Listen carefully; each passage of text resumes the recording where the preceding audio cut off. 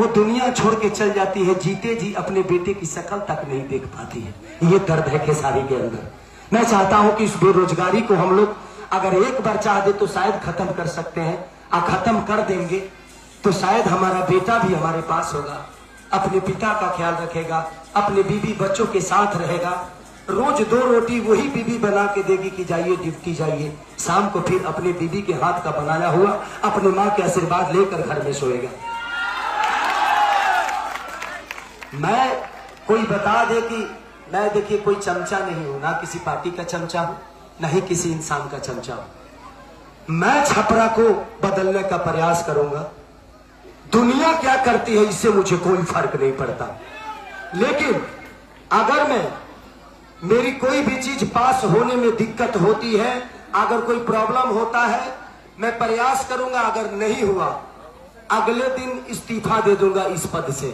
मुझे ये इस्तीफा का कोई डर नहीं। मैं ये ठोक के कह रहा हूं क्योंकि मुझे नेता बनना ही नहीं है। मुझे आपका बेटा बन के उस माँ के आंचल में रहना है।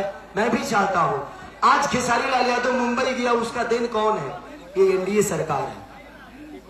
अगर फिल्म सिटी यहां होती तो शायद मैं 15-20 साल से अपने माँ से दूर नहीं होता, मैं अपने माँ के पास होता। मुझे अपने माँ को मुंबई बुलाना पड़ता है, पापा को मुंबई बुलाना पड़ता है, बट मेरे माँ बाप सिर्फ वही नहीं है। जिन गार्जियन ने जिस गांव में मैं पैदा हुआ हूं, उस गांव के हर वो औरत मेरी माँ है।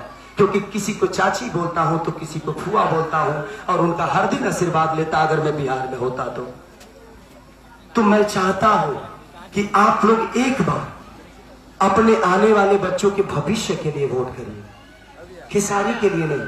अगर आपको लगता है कि खेसारी प्रत्याशी या बेटा सही नहीं है तो आप मुझे वोट मत करिएगा।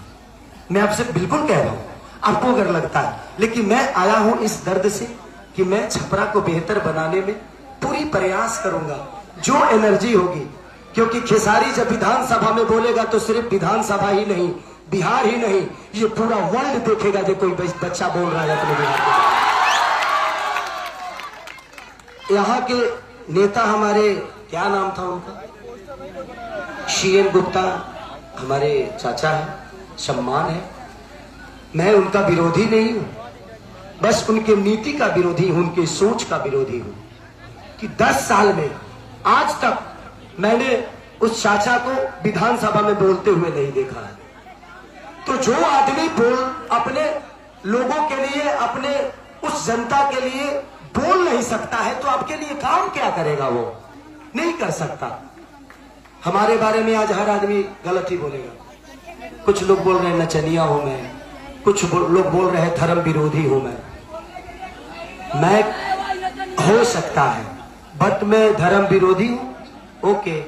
मैं नचनिया हूं, ये भी सही है, बट मैं चमचा नहीं हूं किसी का, किसी नेता का चमचा नहीं हूं कि मैं उस नेता को भगवान बना दूं।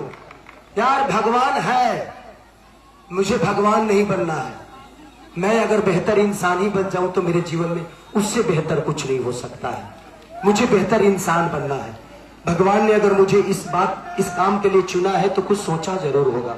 बट मैं आप सबसे रिक्वेस्ट कर रहा हूं, आज मैं प्रयास करूंगा कि हर पंचायत में कम से कम एक लाइब्रेरी जरूर हो जो बच्चे वहां जाकर पढ़ सके। जो नहीं जा सकते हैं दूर, उनके लिए बेहतर कैसे हम यूनिवर्सिटी को बेहतर बना सकते हैं अपने हुनर से। जो 6 साल में पास आउट होते हैं बच्चे, उनको 3 साल में कैसे हम पास आउट कर सकते हैं, उस पर सोचेंगे।